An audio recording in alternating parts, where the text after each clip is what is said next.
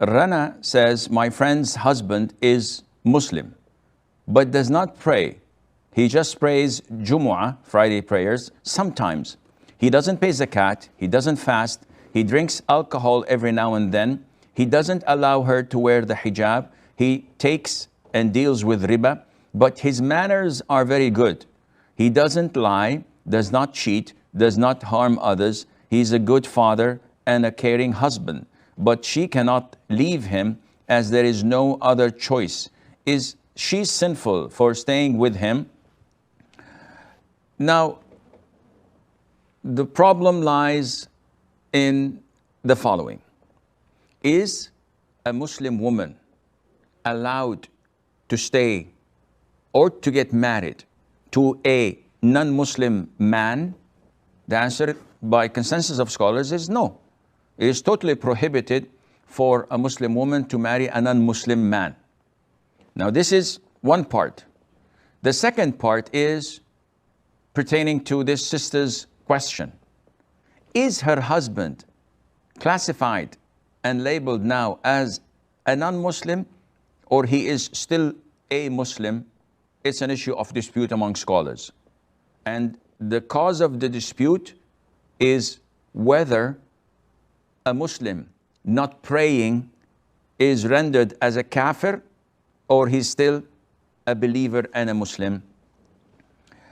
The Prophet said, alayhi salatu wasalam, between a man and disbelief or shirk is abandoning the salat. Narrated by reported by Imam Muslim in his Sahih.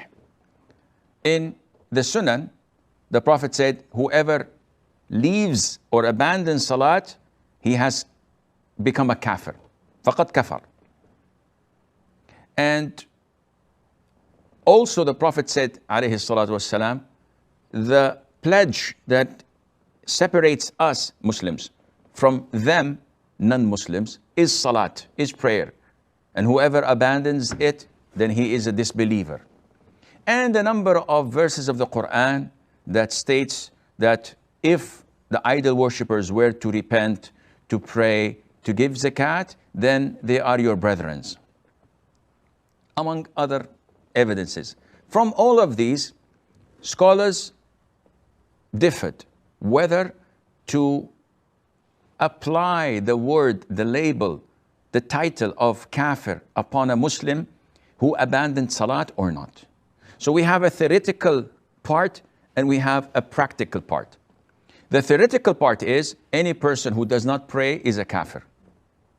Now, when it comes to practice, when we want to implement this upon individuals, this is not easy because there are conditions to be fulfilled. This individual, assuming his name is Abdullah, does not pray. I don't jump the gun and say he's a kafir. Abdullah is kafir. No, because the conditions have to be fulfilled. Maybe he doesn't know the ruling, so ignorance.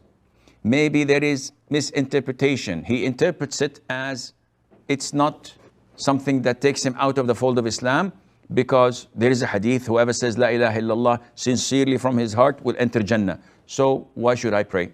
Misinterpretation.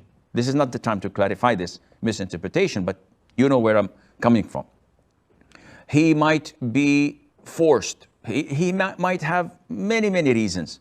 So I cannot label Abdullah, this particular individual, as a kafir, a non-Muslim that must be separated from his wife until the conditions are fulfilled. And the obstacles are removed. There are obstacles that prevent me from giving him takfir. And at the end of the day, takfir is for the Muslim ruler, for the judge.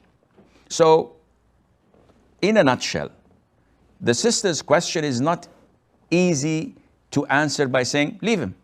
Especially when she says at the end of the question that she doesn't have anywhere to go. Therefore, until she can plan for her life and move on without him, until she can have a substitute or another valid alternative for her and for her children, I advise her to stay with him, try to advise him, remind him when he's in a good mood, as long as he's caring and a loving husband and a father. Try to encourage him every now and then and say, come on, love, I'd like you to lead me in prayer in Maghrib or in Isha. Every now and then, every blue moon, reminding him of Allah's favors and our obligations towards Allah, because He created us, He blessed us with so many things without count. Maybe, inshallah, Allah would guide him through this loving and caring and compassionate way. But meanwhile, she should work on trying to leave him without telling him, so that she would be in a Muslim environment, in a Muslim house, with a Muslim, a proper Muslim spouse.